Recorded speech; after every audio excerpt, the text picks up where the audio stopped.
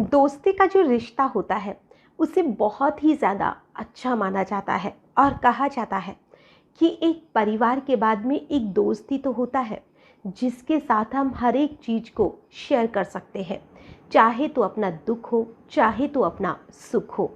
लेकिन अगर वही दोस्त दगा कर जाए तो फिर किसी भी इंसान पर क्या बीतेगी। आज की जो घटना है ये घटना भी ऐसे ही दो दोस्तों की कहानी है जिसमें कि दो दोस्त मिलकर 4 लाख रुपए का लोन लेते हैं और दोनों साथ में उन पैसों की जो भी किश्त आती थी उसे चुकाया करते थे। लेकिन एक दिन एक दोस्त ने दूसरे की पत्नी का एक न्यूड वीडियो बना लिया जो कि नहाते हुए था और वो उसी वीडियो को दूसरे दोस्त को दिखाकर कहता है कि अगर तुमने जो किस्त के पैसे हैं वो दोनों के नहीं भरे तो मैं ये जो वीडियो है इसे वायरल कर दूंगा। और फिर उसके बाद में शुरू होता है एक खूनी संघर्ष और उसी खूनी संघर्ष की जो गूंज थी वो आज सोशल मीडिया पर पूरी तरह से छाई हुई है। नमस्कार, आदाब, सत श्री अकाल। मैं हूं नंदिनी यादव। आज जो मैं आपको घटना सुनाने वाली हूं, इस घटना की शुरुआत होती है गुजरात का एक ज़िला है भरूच और उसी में एक जगह पड़ती है। जगह का नाम है दहेज और उसी दहेज जगह के अंदर एक बायोटेक कंपनी है जिसमें दो दोस्त साथ में ही नौकरी किया करते थे। एक का नाम था शैलेंद्र और दूसरी का नाम था सचिन। जो दोनों दोस्त थे वो उत्तर प्रदेश के रहने वाले थे।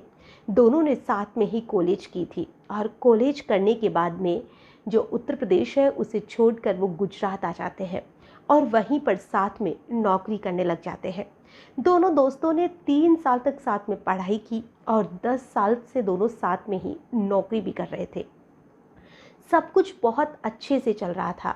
दोनों की जो दोस्ती थी उसकी लोग मिसाल दिया करते थे। दोनों एक दूसरे से कभी कोई भी चीज़ छुपाते नहीं थे, चाहे तो वो मोबाइल का पासवर्ड हो, चाहे तो वो एटीएम का पिन कार्ड हो या फिर फ़ोन पे वगैरह की जो भी पासवर्ड वगैरह होते हैं, सोशल मीडिया के किसी भी अकाउंट की चाहे तो पासवर्ड हो, हर एक चीज़ उन्हें पता होती थी। एक दूसरे के इतना ज़्यादा क्लोज जो थे। लेकिन एक दिन जो दूसरा दोस्त होता है यानी कि जो शैलेंद्र था वो सचिन से कहता है कि सचिन, जो अपन दोनों ने जो लोन लिया था, उन दोनों ने 4 लाख रुपए का लोन लिया था कि उसकी जो किश्त है वो तुम्हारी तरफ से ड्यू कैसे जा रही है, तुमने पैसे नहीं दिए, 2 महीने हो चुके हैं। तो जो सचिन था वो कहता है कि अब मैं दूंगा भी नहीं। तो वो कहता है ऐसा क्यों? तो उसने कहा कि तुम्हें ही दोनों की किश्त भरनी पड़ेगी। तो जो शैलेंद्र था वो कहता है कि जब पैसे हम दोनों ने मिलकर लिए हैं तो किश्त में अकेला क्यों भरूंगा। तो वो उसे एक वीडियो दिखाता है जो कि उसकी पत्नी का नहाते हुए वीडियो था और वो उसे दिखाकर कहता है कि तुम इसलिए किश्त भरोगे क्योंकि अगर तुमने किश्त नहीं भरी तो ये जो तुम्हारी पत्नी का वीडियो है इसे मैं सोशल मीडिया पर वायरल कर दूंगा। जब ये चीज़ शैलेंद्र देखता है और सुनता है तो वो तो अवाक रह जाता है। वो उसे अपनी दोस्ती का वास्ता देता है, कहता है कि 13 साल से हम दोनों एक दूसरे के साथ में रह रहे हैं, एक दूसरे की हर एक चीज़ को हम जानते हैं, एक दूसरे में कितनी ज़्यादा दोस्ती है, तो तुम मेरी पत्नी के साथ ऐसा कैसे कर सकते हो। तो वो कहता है कि जो मुझे करना था मैंने कर लिया है, अब जो किश्त है वो तुम दोनों भरो, तुम अकेले भरो।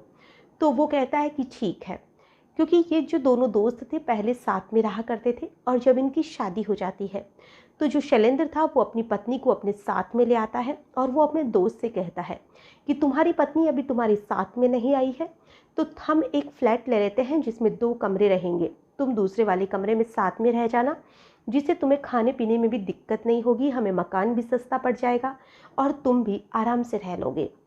उसने अपने दोस्त पर भरोसा किया और उसी भरोसे का फ़ायदा उठाकर एक दिन उसने बाथरूम में अपना मोबाइल छिपाकर उसकी पत्नी का वीडियो बना लिया और इन सारी चीज़ों के बाद में वो अलग शिफ्ट भी हो जाता है, यानी कि अब वो उनके साथ में नहीं रहता था क्योंकि वो भी अब अपनी पत्नी को अपने साथ में लाना चाहता था।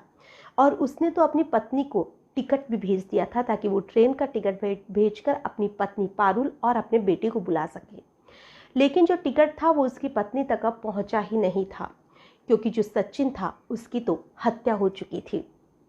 अब इधर जब सचिन की हत्या हो जाती है तो उसका जो उसका भाई था वो गुमशुदगी की रिपोर्ट दर्ज कराता है। और जब उसकी गुमशुदगी की रिपोर्ट दर्ज कराई जाती है तो पुलिस इस केस को इतना ज़्यादा सीरियस नहीं लेती है कि नॉर्मली कहीं चला गया होगा, आ जाएगा। ये जो पूरी घटना है, ये घटना इसी महीने, पिछले महीने यानी कि मार्च की है।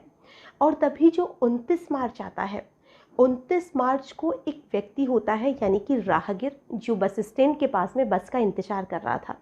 तभी उसकी नज़र एक कुत्ते के ऊपर पड़ती है। और जब वो उस कुत्ते को देखता है तो वो एक थैली थी, उसे फाड़ने की कोशिश कर रहा था। और जब वो उस थैली को फाड़ता है तो उसके अंदर से एक व्यक्ति का सर निकल कर बाहर आता है। तो जो राहगीर था वो ज़ोर ज़ोर से चिल्लाने लग जाता है कि देखो, कुत्ते के पास में किसी इंसान का सर है, ये किसका सर है।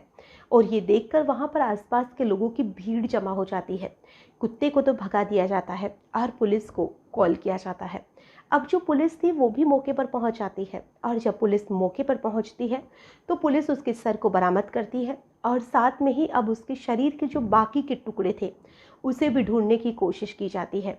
और उसका जो सर था वो 29 मार्च को मिला था। अब बाकी के 2 अप्रैल तक जो उसके शरीर के बाकी के टुकड़े थे वो भी अलग अलग जगह पर मिल जाते हैं।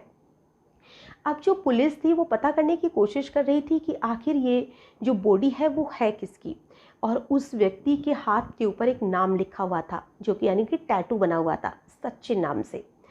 अब जो भी भरूच था, वहाँ पर गुजरात के भरूच में एक मोहित नाम के लड़के ने एक गुमशुदगी की रिपोर्ट दर्ज कराई थी। जो पुलिस वाले थे आसपास के जितने भी थाने थे उसमें पता करते हैं कि क्या किसी की गुमशुदगी की रिपोर्ट तो दर्ज नहीं है। तब पता चलता है कि वहाँ पर एक लड़के मोहित चौहान ने अपने भाई सचिन चौहान की गुमशुदगी की रिपोर्ट दर्ज करवाई थी। और जो मोहित था उसे पोस्टमार्टम हाउस भेजा जाता है और वहाँ पर उसकी जो बॉडी थी उसे दिखाया जाता है। तो जो मोहित था वो दहाड़े मार मार कर रोने लग जाता है कि ये तो मेरे भाई की ही बॉडी है, लेकिन इसे मारा किसने। अब जो पुलिस वाले थे वो पूछते हैं कि तुम तो उत्तर प्रदेश में रहते हो, फिर तुम्हें कैसे पता कि तुम्हारे भाई जो था वो गुमशुदा है, या तुम्हें क्या कुछ शक है। तो जो मोहित था वो कहता है कि जो मेरा भाई था वो मेरी भाभी और अपने बेटे के लिए ट्रेन की टिकट बनाने वाला था, जो कि भाभी शादी में गई हुई थी। अब वो शादी से फ्री होकर वापस से भाई के पास आना चाहती थी।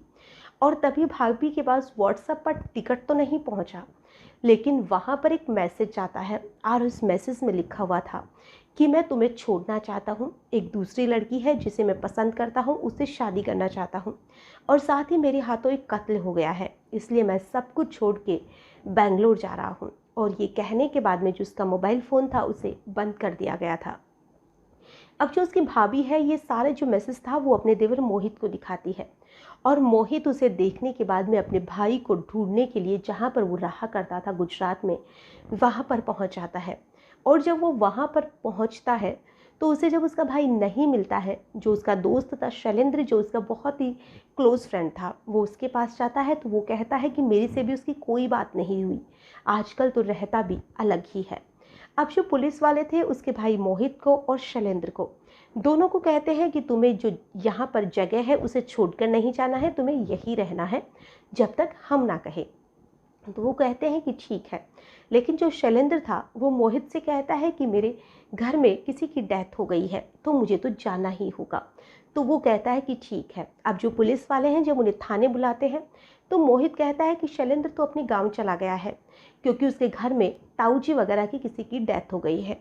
तो जो पुलिस वाले थे उसके गांव के जो आसपास के पुलिस स्टेशन थे वहाँ पर पता करते हैं कि क्या वाकई में ये सच है, क्या आपका पता कीजिए।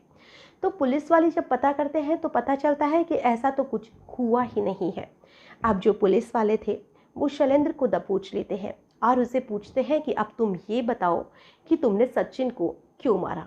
अब की बार जो पुलिस का रवैया था वो सख्ती का था और इधर जो शैलेंद्र है वो हर एक चीज़ बताना शुरू करता है कि साहब हम दोनों बहुत ही ज़्यादा क्लोज फ्रेंड थे, एक दूसरे से बहुत ज़्यादा प्यार करते थे, भाइयों से भी बढ़कर। लेकिन जो मेरा दोस्त सचिन है, एक दिन उसने मेरी पत्नी का नहाते हुए वीडियो बना लिया और वो मुझे धमकी दे रहा था और मुझे इस बात से बहुत गुस्सा था कि मेरा इतना अच्छा दोस्त ऐसा कैसे कर सकता है। तो मैंने उसे 26 मार्च की रात को अपने घर पर बुलाया, यानी कि जहाँ पर वो रहता था, रूम रेंट ले रखा था, वहाँ पर बुलाया और मैंने उसे जमकर शराब पिलाई। और शराब पिलाने के बाद में मैं तो बस इतना ही चाहता था कि उसके मोबाइल से अपनी पत्नी का वीडियो डिलीट कर सकूं, क्योंकि मुझे उसके फ़ोन का पासवर्ड पता था। और जब वो शराब पीने के बाद में वो सो जाता है, उसकी जेब में फ़ोन छुपा हुआ रहता है जो पैंट के अंदर की जेब में था, और वो उसे निकालने की कोशिश करता है तो वो उठ जाता है। और जब वो उठता है तो दोनों में हाथापाई हो जाती है, और ये जो हाथापाई थी वो कुछ ज़्यादा ही बढ़ जाती है। और इसी हाथापाई में जो शैलेंद्र था, उसने कहा कि मुझे बहुत गुस्सा आता है, और मैं किचन में जाता हूँ और मैं वहाँ से चाकू उठा कर लेता हूँ, और चाकू उठाकर मैं उसकी हत्या कर देता हूँ और उसके शरीर के बाकी के टुकड़े कर देता हूँ। हालांकि जो टुकड़े थे वो उसने दूसरे दिन किए थे। दूसरे दिन वो बाजार जाता है, वहाँ से एक आरी खरीदता है जिससे कि वो उसके शरीर के 9 टुकड़े करता है। साथ में ही वो उसे साफ़ करने के लिए जो पुरानी साड़ियाँ वगैरह या जो भी कपड़े मार्केट में मिलते हैं वो लेकर आता है।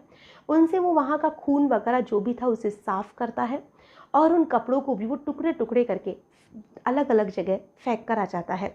और साथ ही वो एक गाउन लेकर आता है जो लेडीज़ गाउन थी, एक दुपट्टा लेकर आता है। तो वो जब भी टुकड़े फेंकने जाता था वो उसी गाउन का और उसी दुपट्टे का इस्तेमाल किया करता था, कि ताकि कभी भी किसी भी सीसीटीवी में अगर वो कैद हो जाता है, किसी के भी मोबाइल में अगर वो कैद हो जाता है, तो उसके कद काठी के हिसाब से उसे कोई पहचान ही नहीं सके। लोग औरत समझकर उन सारी चीज़ों को ढूंढते रहेंगे।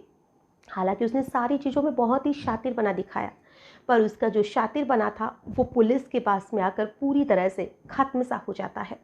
अब जो पुलिस वाले थे उसे अरेस्ट करते हैं और उसे जेल भेज दिया जाता है। ये जो पूरी घटना है, इसे सुनाने का हमारा उद्देश्य ना ही किसी को परेशान करना है, ना ही किसी का भी दिल दुखाना है। हमारा उद्देश्य बस इतना सा है कि आप कुछ पैसों के लालच के अंदर अपने रिश्ते खराब ना करिए। अगर वो चाहता तो बाकी की जितनी भी लोन की किश्त बची हुई थी वो उसे दे सकता था, और उसे उसके दोस्त की पत्नी के साथ ऐसी हरकत करने की या उसे धमकाने की ज़रूरत ही नहीं पड़ती। जो उनकी दोस्ती थी वो ताउम्र आराम से चल सकती थी। लेकिन लोग कुछ पैसों के लिए बहुत ज़्यादा गिर जाते हैं, जो कि बहुत ही गलत है। आज के लिए बस इतना ही, फिर मिलेंगे किसी नई घटना में। तब तक के लिए नमस्कार।